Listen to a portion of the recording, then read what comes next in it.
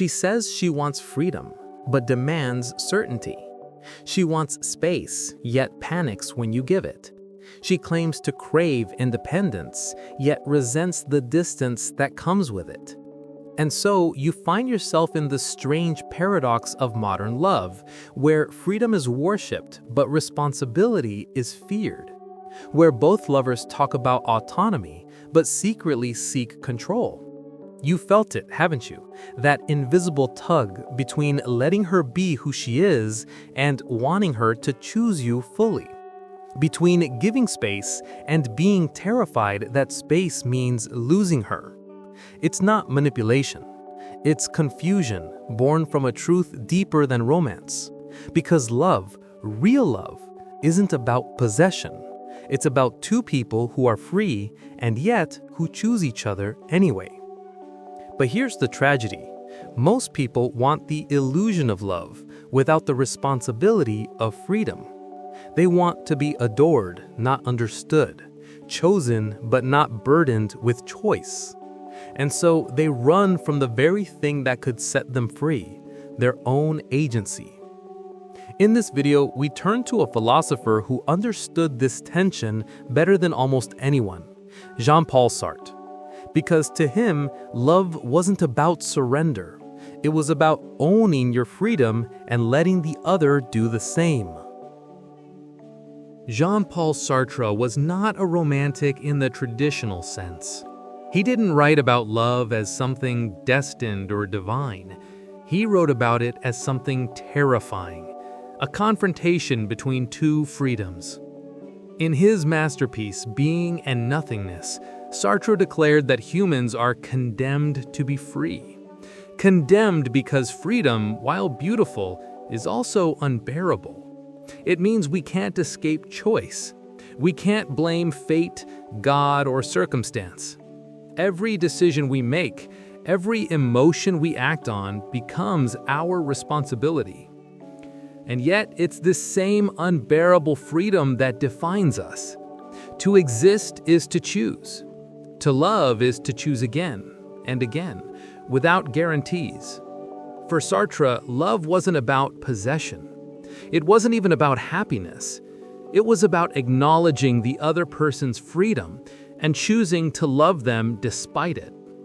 He saw relationships as a constant dance between two consciousnesses, each with their own will, desires, and power. When you try to own another's freedom, to make them yours, you destroy the very thing that made love possible. This is why Sartre famously said, "Hell is other people." Not because others are bad, but because they remind us that we are not gods. We cannot control how they see us, feel about us, or whether they choose to stay. Their freedom exposes our vulnerability. In love, this vulnerability becomes the battlefield. We crave reassurance, the promise that they won't leave.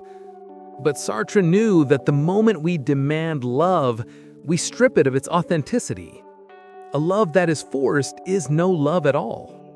True love, to Sartre, is when two people face each other as free beings, knowing they could walk away, but choosing, day after day, not to. It's not about safety. It's about courage. The courage to love without ownership, to give without control.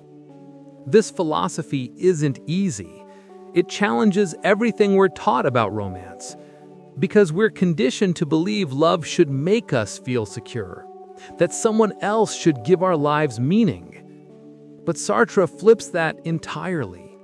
He tells us, no one can give your life meaning but you.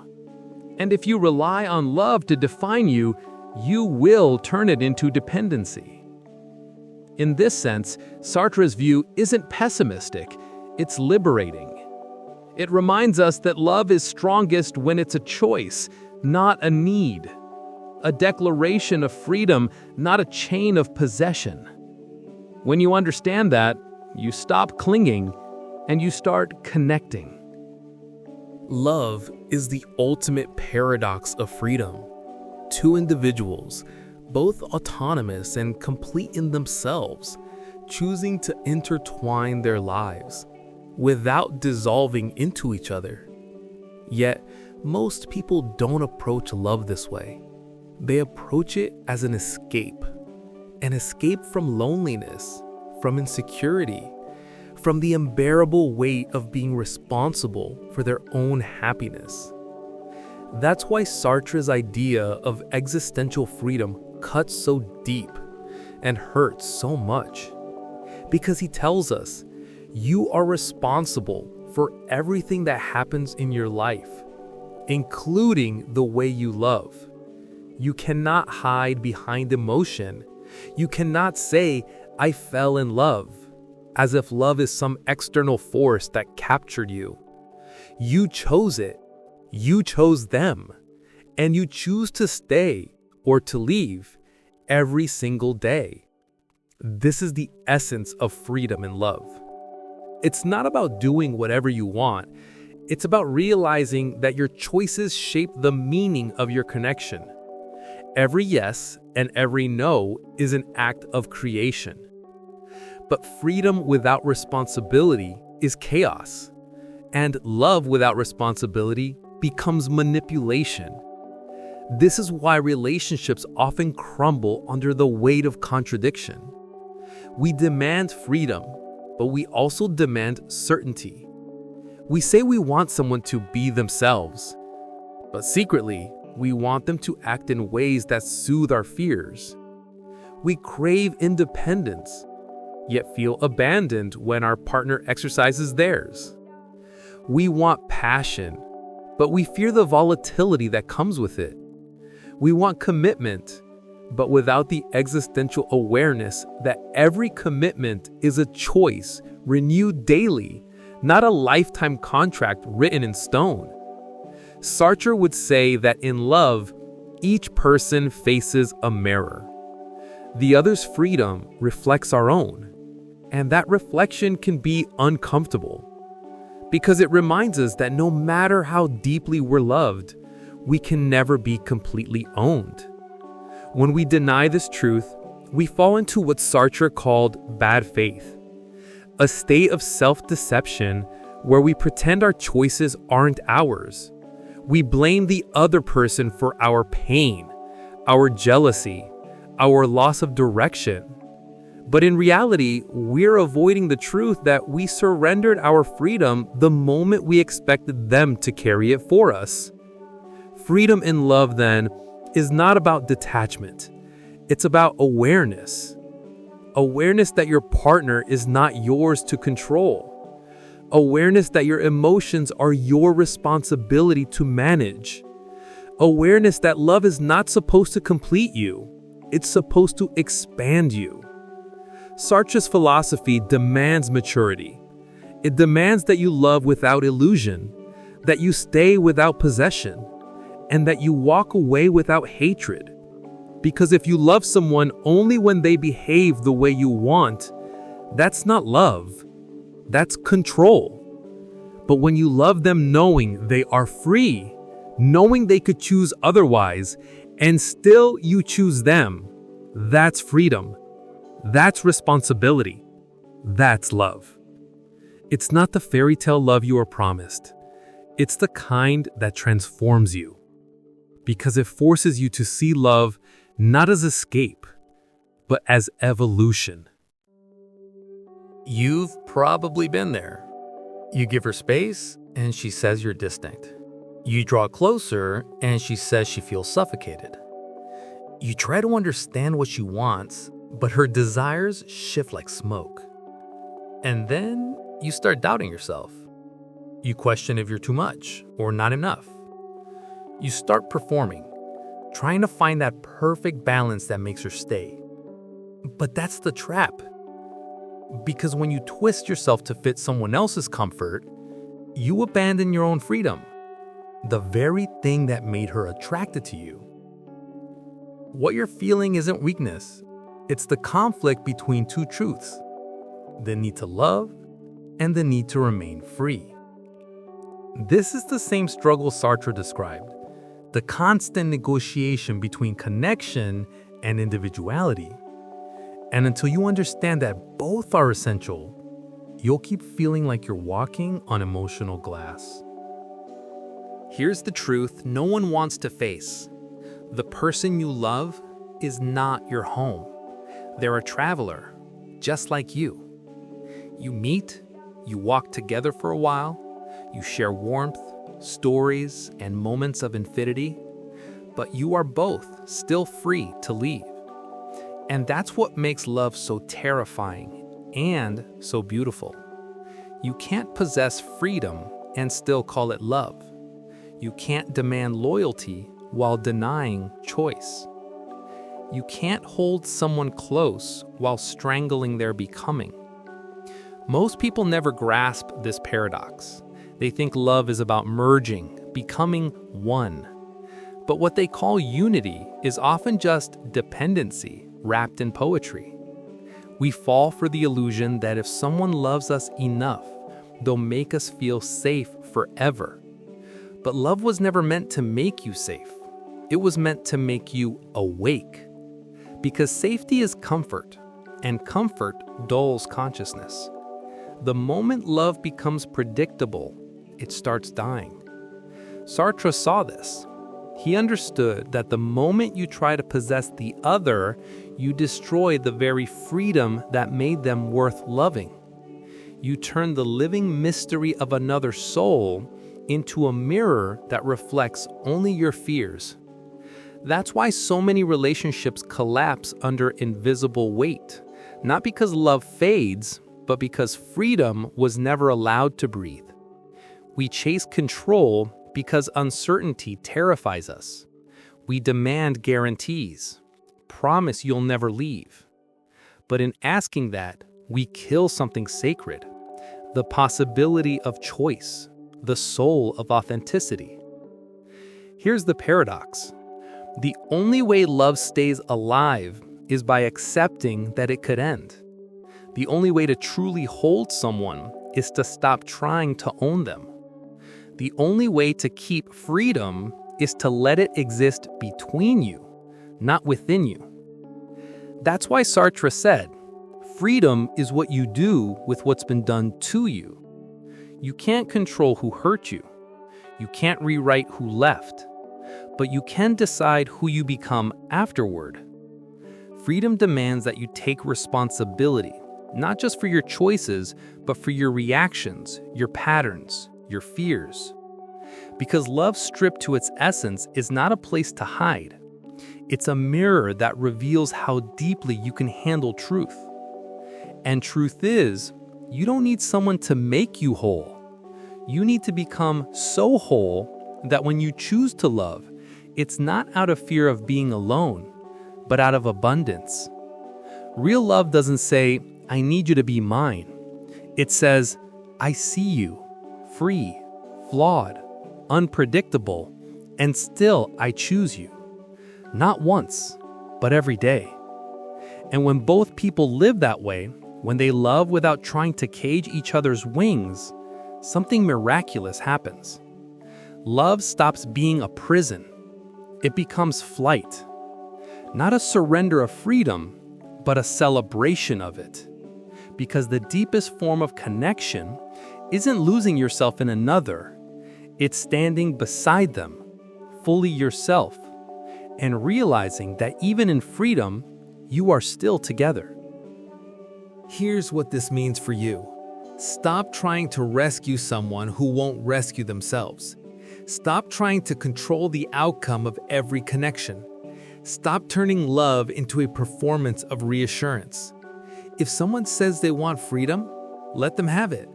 If they say they need space, step back. Not to play games, not to punish, but because true strength doesn't chase what fears its own reflection. The most magnetic people in love are those who own their side of the line. They know where they end and where the other begins. They don't dissolve into the relationship. They bring their entire self to it. So instead of asking, why doesn't she choose me? Ask, why do I keep trying to earn what should flow naturally? Freedom means you stop begging for validation. You start leading yourself. That's how you reclaim attraction. Not through force or manipulation, but through presence. You become a person who is grounded in your own becoming, not someone orbiting another's moods.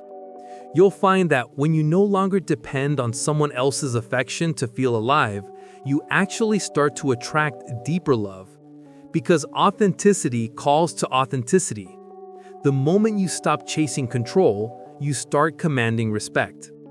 And that's the paradox Sartre understood, that love is only real when both people are free, and freedom is only real when both take responsibility. So here's the practice. Every time you feel the urge to cling, pause. Ask yourself, am I acting from fear or from truth? If it's fear, breathe. Return to your path. If it's truth, speak it, calmly, without demand. The person who can love without trying to own is the one who becomes impossible to replace. That's not detachment, that's power. The quiet kind that doesn't need to prove itself. Because in the end, love doesn't belong to the one who holds tightest, but to the one who can let go and still remain whole. When you finally stop trying to rescue others, something profound happens. The noise inside you goes silent. You stop rehearsing conversations that never happened.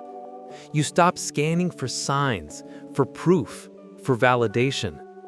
Instead, you start to exist again. At first, it feels lonely. The silence of no longer chasing can sound like loss. But slowly, that silence becomes clarity. You begin to hear your own voice, the one buried beneath constant compromise. You start making choices that reflect who you are, not who you're trying to keep. Your mornings aren't filled with anxiety about unread messages or mixed signals. You stop overanalyzing every interaction because your worth no longer hangs in the balance of someone else's approval. And here's the paradox. The moment you stop clinging, people begin to lean in. Your energy shifts. You become calm, steady, and magnetic, not because you're performing detachment, but because you finally are it. You realize that real connection isn't about control. It's about alignment. Two people walking their paths side by side, not one dragging the other towards some imagined version of love. You no longer see freedom as a threat to intimacy. You see it as the foundation of it. Because love without choice isn't love. It's dependency dressed as devotion. In this new identity, you don't chase validation. You embody it. You stop trying to fix people and start inspiring them. You stop clinging to potential and start respecting patterns. You stop begging to be chosen and start choosing yourself every single day. And when you meet someone now, you meet them as an equal, not as a savior, not as a substitute for your own wholeness. You can love deeply without losing yourself. You can give without erasing, because you've become what Sartre called a conscious being of freedom, one who loves not out of need, but out of abundance. That's who you were meant to be all along. If this message reached you, even just a little, it's because something inside you already knows the truth. You can't keep losing yourself in people who confuse attachment for love. You can't keep mistaking control for care or chaos for passion. Freedom and love isn't about walking away, it's about standing still in your truth, even when someone else trembles in theirs. It's about letting go of the illusion that you can save someone who doesn't want to change. If you felt this, then maybe it's time to stop chasing and start becoming. Start living from the calm center of who you are, not the chaos of who others want you to be. Because love isn't about possession. It's about two free souls choosing again and again to walk side by side. If this resonates with you, share this video with someone who keeps mistaking control for connection. leave a comment. I choose freedom. And don't forget to subscribe for more timeless truths that cut through illusion and bring you closer to who you really are. Your transformation doesn't start when they change. It starts when you do.